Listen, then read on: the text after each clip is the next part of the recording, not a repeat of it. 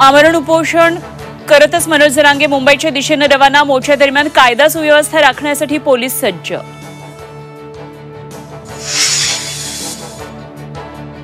मराठा आरक्षणासाठी मुख्यमंत्र्यांनी बोलावली तातडीची बैठक। दुपारी 3 वाजता सह्याद्री अतिथीगृहावर बैठकीचं आयोजन।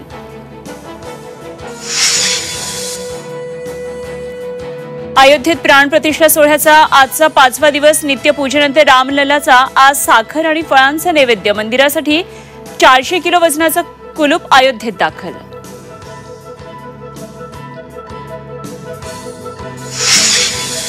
एकत्र निवडणुकांना काँग्रेसचा विरोध। एक देश एक निवडणूक समिती बरखास्त करण्याची खरगेंची मागणी।